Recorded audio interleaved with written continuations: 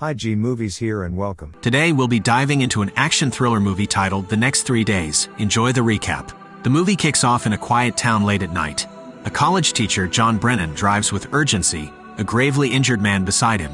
He's torn about his next move, and we're taken back to see how this all began. 3 years earlier, John led a peaceful life with his wife Laura and their son Luke in a cozy suburban home. But one fateful morning after Laura's usual insulin shot, she discovers a blood stain on her jacket. As she's rinsing it off, the police burst in, arresting her for a crime she didn't commit, murder. Despite the shocking turn of events, Laura is sentenced to life behind bars. This leaves John to care for Luke, who becomes distant, especially during their visits to see Laura in prison. Fast forward to 3 months ago, John and his lawyer review the evidence once more. Laura insists she had an encounter with another woman that day, which might explain the missing button from her jacket. But the evidence stacked against her is overwhelming. A colleague saw her near the crime scene, the victim's blood is on her clothes, and her fingerprints match those on the murder weapon. Their lawyer, skeptical of Laura's innocence, suggests she won't ever be free. Frustrated and determined, John decides to let him go. When John visits Laura to share the disheartening news, her intuition kicks in the moment she sees his tear-streaked face. The weight of it all becomes too much, and she breaks down. That very night, a distressing call informs John that Laura has been hospitalized. After a heated exchange with both the police officer and the doctor, he's granted a brief visit. The sight of Laura, restrained to the bed with a bandaged wrist, reveals how desperate her situation has become.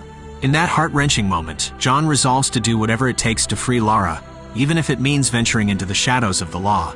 He dives into books about prison escapes and seeks guidance from Damon Pennington, a former inmate known for his multiple jailbreaks. Though skeptical of John's cover story about college research, Damon, enticed by money, shares invaluable advice. He emphasizes the importance of disrupting the prison's routine, having a discreet escape destination, meticulous planning, and relying solely on cash. This would require John to amass a significant sum to sustain them for about 5 years. Damon also highlights 2 major challenges: navigating Pittsburgh's bridges, which can be sealed off quite quickly, and the emotional and moral toll. John might have to sever ties with his family forever and be prepared to take drastic actions, even if it means taking a life. After his meeting with Damon, John's home transforms into a mission control center. One wall is dedicated to his escape plan, adorned with maps, photographs, notes, and meticulous calculations. During his visits to Laura in prison, he becomes hyper-observant, noting details like the elevator's keyhole, maintenance work, and the regular trucks that make deliveries. His desperation becomes evident even in his professional life. To fund their future, he makes the tough decision to sell their family home. In pursuit of counterfeit documents, John ventures into a dodgy part of town to buy some oxys, hoping to connect with someone skilled in forging passports. His initial attempts are fruitless, and one lead even results in a dangerous setup where he's lured into a bar only to be ambushed and robbed. Unknown to John, a mysterious man named Mike observes the entire ordeal from a distance. A few days later, as John revisits the shady neighborhood, he senses he's being tailed by 2 motorbikes. But the real surprise comes when he reaches home and finds Mike at his doorstep. Mike offers his expertise in creating the fake documents John needs. Cautiously, John hands over some photos and an advance payment, setting up a different location for the final exchange. Mike agrees but leaves John with a warning. If anything seems amiss during their meeting, John should vanish without a trace. His next step is buying a gun and asking the seller how to use it. As Wednesday arrives, John heads to the predetermined rendezvous point to meet Mike. Even as the minutes tick by past their agreed time, John remains, his determination unwavering. Suddenly, a car parked nearby departs, and shortly after, Mike emerges. He chastises John for lingering, revealing that the departing car belonged to a police officer. Handing over the forged documents, Mike observes John's intense desperation and warns him that such fervor might lead him to slip up. Determined to further his escape plan, John delves into the world of lockpicking. He learns how to craft a bump key, a master tool designed to unlock most doors. Armed with an online tutorial, he decides to test it during his next visit to Laura. As he approaches the prison's metal detector, he cleverly tosses the bump key into the bowl alongside his regular keys. Retrieving the bowl himself, he discreetly conceals the bump key in his hand, evading the guard's scrutiny. Lagging behind the line of visitors, John seizes an opportunity at the elevator, attempting to use the bump key. But things go awry. The key snaps, leaving half lodged inside the lock. Panicking internally but maintaining a calm exterior, John discards the broken piece just as a guard discovers the malfunctioning elevator. The visitors are questioned one by one. John's alibi, that he's simply not visible in the security footage, raises the officer's suspicions. However, without concrete evidence, they can't detain him. The stress of the close call overwhelms John, and as he exits the prison, he's overtaken by nausea. Detective Quinnen witnesses this and grows wary of John's actions. Oblivious to Quinnen's watchful gaze, John's behavior becomes more erratic. He starts selling off his belongings and consistently avoids his concerned brother's attempts to reach out.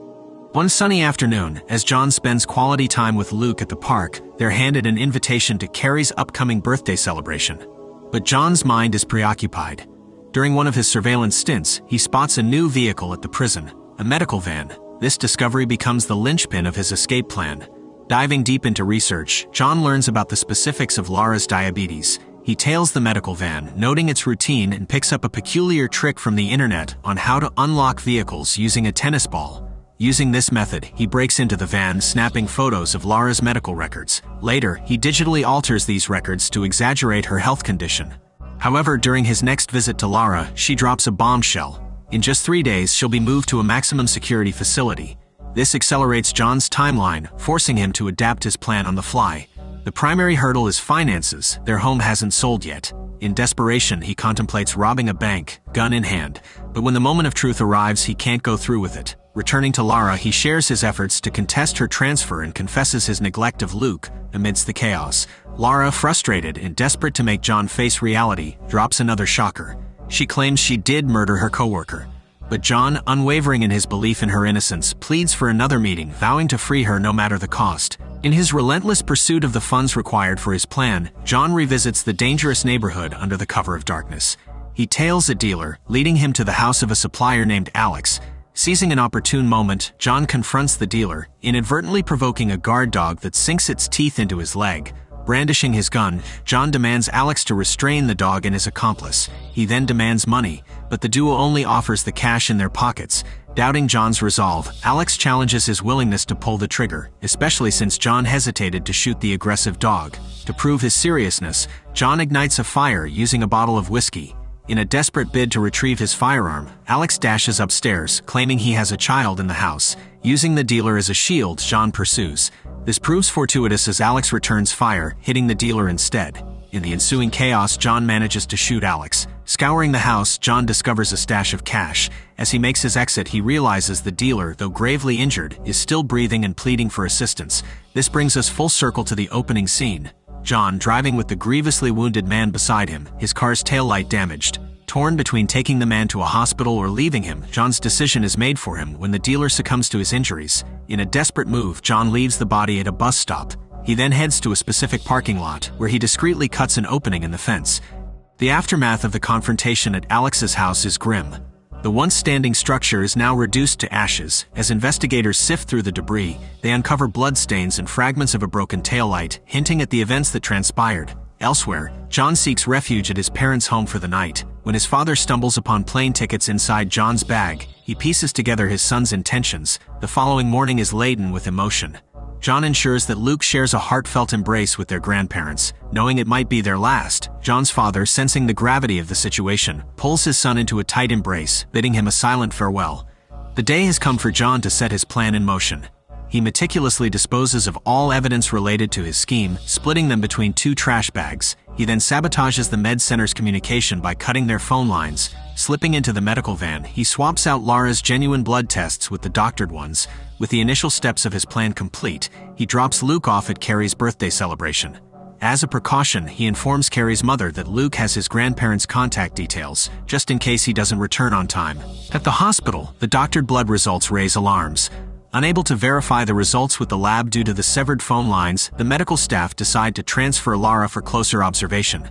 Simultaneously, the police, having identified John's car model from the broken taillight, visit his residence. The remnants of his planning wall only heighten their suspicions. Receiving word of Lara's transfer, the detectives, anticipating John's next move, request backup and race to the hospital. However, John, always a step ahead, slips into Lara's room disguised as a doctor. Using his gun as leverage, he forces the officers to release Lara. But Lara, conflicted and fearful, initially refuses to flee with him. Desperate, John hands her his phone, urging her to inform Luke that he won't be seeing his parents again. Realizing the gravity of the situation, Lara reluctantly agrees to escape. She quickly changes into the clothes John provides. As they make their way out, a vigilant nurse spots them, triggering a security alert. In the lobby, they're met with the stern faces of the detectives. Thinking on his feet, John redirects the elevator to another floor. Once there, he cleverly leaves their white coats by the stairwell, creating a diversion. The police, assuming they've taken the stairs to the parking lot, rush in pursuit. But John and Lara, outsmarting them, return to the lobby and make their exit right through the main entrance, evading capture. Emerging onto the bustling streets, John quickly flips his jacket inside out, blending in with a crowd of Pittsburgh Penguins enthusiasts heading to the station. They board the subway just moments before the detectives arrive. Anticipating police at the next stop, John makes a bold move, yanking the emergency brake. The train halts adjacent to the parking lot he had scoped out earlier. Slipping through the fence gap he'd created, they rush to a pre-placed getaway car. Navigating the city's maze, they successfully cross the first bridge. With the immediate threat behind them, their next priority is retrieving Luke. But as John pulls up to Carrie's house, he realizes a crucial oversight. The party is at the zoo, and the children haven't returned. As law enforcement combs through John's neighborhood, discovering the discarded evidence of his plan, John heads towards the zoo. But, gauging the time and the imminent police lockdown, he makes a heart-wrenching decision to divert, considering leaving Luke temporarily with his grandparents and returning for him later. Lara, devastated by the thought of abandoning their son, vehemently opposes the idea. In a desperate act, she flings the car door open, leaning out, signaling she'd rather face danger than live without her child. A near collision with a truck jolts John back to reality. He pulls over, taking a moment to reconnect with Lara. United in their resolve, they decide to retrieve Luke from the zoo. With their son safely in tow, the challenge now is to navigate the city's checkpoints undetected. John devises a clever ruse. He offers a lift to an elderly couple from the train station, banking on the fact that the authorities are on the lookout for a young family unit. His gamble pays off, and they pass through the checkpoint without raising suspicion. After graciously dropping off the elderly couple in town, the family makes their way to a Canadian airport. They manage to clear passport control just moments before their images populate the wanted list. A timely shift change ensures the new guard remains oblivious to their presence. Back in Pittsburgh, the police painstakingly piece together the shredded documents from John's discarded trash bag. They uncover a picture of Haiti and, assuming it's their destination, scramble to halt all flights headed there. But their efforts are in vain. Detective Quinnen, piecing together the puzzle, realizes they've been duped. John had intentionally left behind a decoy, misleading them and buying precious time for his family's escape. As Detective Quinnen delves deeper into the case, John, Lara, and Luke start a new chapter of their lives in Caracas, Venezuela, far from the chaos and accusations that had upended their lives. Back in Pittsburgh, Quinnen revisits the crime scene, armed with a fresh perspective. He recalls the weather conditions on the night of the murder. It had been raining. This detail, previously overlooked, could be pivotal. Lara's account of the events had always been consistent. She had found the fire extinguisher, the murder weapon, on the floor and had moved it, inadvertently getting blood on her jacket. She had mentioned bumping into someone as she left, losing a button from her jacket in the process. This button, crucial evidence that could corroborate her story, had never been found. Piecing it all together, Quinnen theorizes that the rain might have washed the button into the drain. Upon inspection, he doesn't locate the button as it was just out of his grasp. Without this discovery, Lara remains guilty, revealing that sometimes justice doesn't prevail. Thanks for watching.